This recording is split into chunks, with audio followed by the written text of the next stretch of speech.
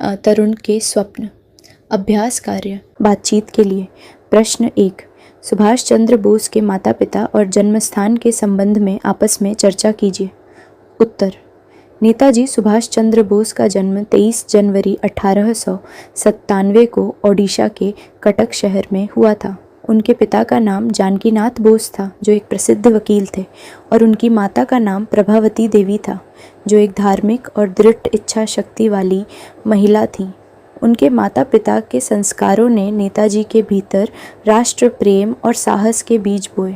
प्रश्न 2। आज़ाद हिंद फौज का गठन कब, कैसे और क्यों किया गया था? सहपाठियों के साथ चर्चा कीजिए। उत्तर। आज़ाद हिंद फौज इंडियन नेशनल आर्मी का गठन मूल रूप से 1942 में कैप्टन मोहन सिंह द्वारा किया गया था, लेकिन 1943 में जब नेताजी सुभाष चंद्र बोस सिंगापुर पहुंचे तो उन्होंने इसकी कमान संभाली और इसे एक शक्तिशाली सेना के रूप में पुनर्गठित किया। इसका मुख्य उद्देश्य द्वितीय विश्व युद्ध के दौरान विदेशी धरती से ब्रिटिश शासन के खिलाफ सशस्त्र क्रांति हथियारबंद लड़ाई लड़कर भारत को पूरी तरह से आज़ाद कराना था।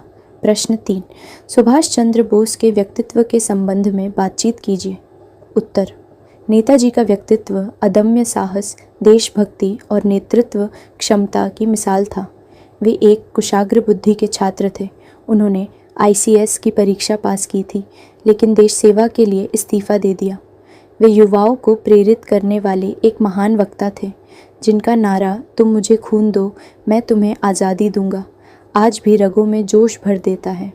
वे किसी भी प्रकार के समझौते के बिना पूर्ण स्वतंत्रता चाहते थे।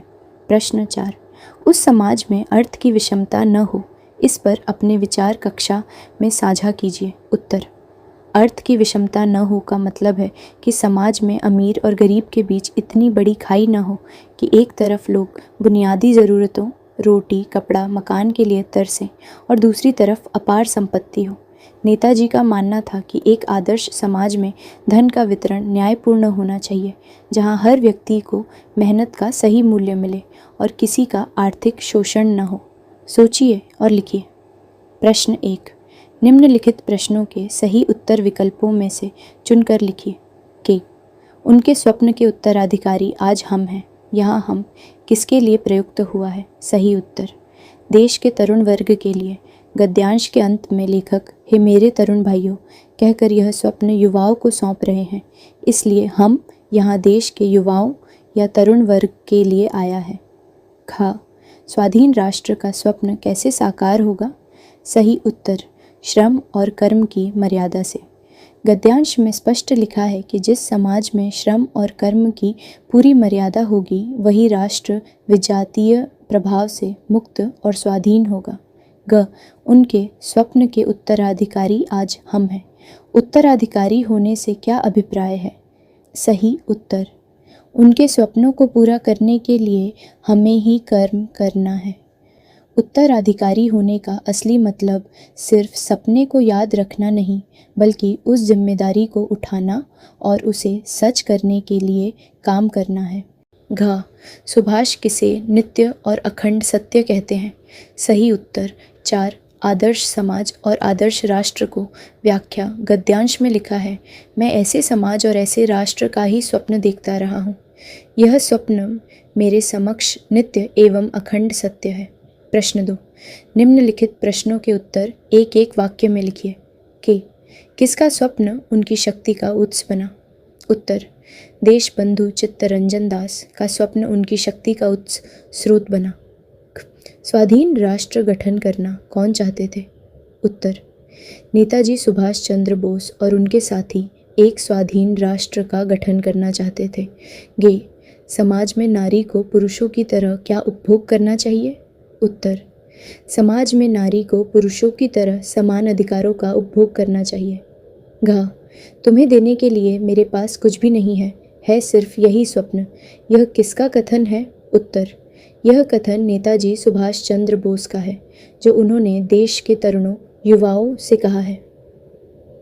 सुभाष कैसा समाज चाहते थे? उत्तर सुभाष चंद्र बोस एक ऐसा नया सर्वांगीण स्वाधीन और संपन्न समाज चाहते थे, जहां कोई भेदभाव या विषमता न हो। प्रश्न 3। निम्नलिखित प्रश्नों के उत्तर 2-3 वाक्यों में दीजिए। कि नेताजी का स्वप्न क्या था? उत्तर, नेताजी का स्वप्न एक ऐसे आदर्श समाज और राष्ट्र का निर्माण करना था जो बाहरी प्रभाव से पूरी तरह स्वतंत्र हो। वे एक ऐसा समाज चाहते थे जिसमें जाति भेद न हो, स्त्रियों को पुरुषों के समान अधिकार मिले और सभी को उन्नति के समान अवसर प्राप्त हो। ख, एक नए सर्वांगीण स्वाधीन संपन्न समाज का अर्थ आप क्या समझते हैं? उत्तर, इसका अर्थ एक ऐसे समाज से है जो हर दृष्टि से सामाजिक, आर्थिक और राजनीतिक रूप से आज़ाद और समृद्ध हो, जहाँ व्यक्ति पर समाज का कोई अनुचित दबाव न हो, आर्थिक ऊंच नीच की खाई न हो और हर नागरिक खुशहाल जीवन जी सके। ग, हम किसी भी विजातीय प्रभाव से राष्ट्र को मुक्त कैसे कर सकते हैं? उत्तर, राष्ट्र को विजातीय, विदेशी या बाहरी प्रभाव से मुक्त करने के लिए हमें अपने स्वदेशी समाज को मजबूत करना होगा। जब हमारे समाज में श्रम और कर्म को पूरी मर्यादा मिलेगी, आलस्य का कोई स्थान नहीं होगा और सभी नागरिक एकजुट होंगे, तब राष्ट्र पूरी तरह आत्मनिर्भर और मुक्त बनेगा। घ, सुभाष बोस ने उपहार स्वरूप क्या दिया है? उत्तर, सुभाष चंद्र बोस ने देश के युवाओं को उपहार स्वरूप अपना वही स्वप्न दिया है जो उन्हें असीम शक्ति और अपार आनंद देता है। वे चाहते हैं कि युवा इस स्वप्न को स्वीकार करें और इसे सच करने के लिए आगे आएं। तागिबार, कौन सा मरण स्वर्ग के समान है? उत्तर, एक स्वाधीन, समतावादी और आदर्श राष्ट्र के स्वप्न को साकार करने के मार्ग में यदि प्राणों की आहुति भी देनी पड़े तो देश और समाज के हित में दी गई वह अमर शहादत या मरण स्वर्ग के समान है। अनुमान और कल्पना, कक्षा में चर्चा के लिए विचार। यह खंड आपकी कल्पना और विचारों पर आधारित है, जिसे आप अपनी कक्षा में साझा कर सकते हैं। प्रश्न 1, सुभाष चंद्र बोस ने किन किन दृष्टियों से व्यक्तियों की मुक्ति की बात की होगी? उत्तर, नेताजी ने केवल राजनीतिक मुक्ति, अंग्रेज़ों से आज़ादी की बात नहीं की, बल्कि सामाजिक और मानसिक मुक्ति की भी बात की। उनके अनुसार व्यक्ति को रूढ़िवादी परंपराओं, जातिवाद के बंधनों, छुआछूत, गरीबी और महिलाओं को गुलामी की बेड़ियों से मुक्ति मिलनी चाहिए ताकि हर मनुष्य स्वतंत्र सोच के साथ जी सके। प्रश्न 2, तरुण के स्वप्न शीर्षक क्यों दिया गया है? उत्तर, तरुण का अर्थ होता है युवा। किसी भी देश का भविष्य उसके युवाओं के हाथ में होता है। नेताजी जानते थे कि देश को बदलने का साहस और ऊर्जा केवल युवाओं में होती है, इसलिए उन्होंने अपनी पुस्तक और विचारों को तरुण के स्वप्न शीर्षक दिया ताकि देश के युवा इस सपने को अपनी आँखों में सजाएं और इसे पूरा करने के लिए संघर्ष करें। प्रश्न 3, तुम मुझे खून दो, मैं तुम्हें आज़ादी दूंगा। क्या लोगों ने उन्हें खून दिया होगा? उत्तर, हाँ, बिल्कुल। यहाँ खून देने का मतलब देश के लिए सर्वोच्च बलिदान और संघर्ष करने से है। नेताजी के इस आह्वान पर हजारों भारतीय युवाओं, महिलाओं और विदेशों में रहने वाले भारतीयों ने अपनी सुख सुविधाएं छोड़ दी, आज़ाद हिंद फौज में शामिल हुए और देश की आज़ादी के लिए हंसते हंसते अपने प्राण न्योछावर कर दिए। प्रश्न 4, आप अनुमान लगाइए कि अपने समाज में किन किन लोगों को विशेष अधिकार दिलाने की आवश्यकता है। उत्तर, आज के समाज में हमें समाज के पिछड़े और वंचित वर्गों, आर्थिक रूप से कमज़ोर लोगों, दिव्यांगजनों और महिलाओं, विशेषकर ग्रामीण क्षेत्रों में को विशेष अवसर और अधिकार दिलाने की आवश्यकता है। इसके अलावा बाल श्रमिकों और बेघर बच्चों को शिक्षा का विशेष अधिकार मिलना चाहिए ताकि समाज में समानता आ सके। प्रश्न 5, तरुण के स्वप्न की तरह आपके सपने क्या हैं? उत्तर, मेरा सपना एक ऐसा भारत बनाने का है जहाँ कोई भी बच्चा अशिक्षित न रहे, हर हाथ को काम मिले, पर्यावरण स्वच्छ हो और देश में चारों तरफ शांति और भाईचारा हो। मैं एक ऐसा नागरिक बनना चाहता हूँ जो देश की उन्नति में अपना योगदान दे सके। भाषा ज्ञान।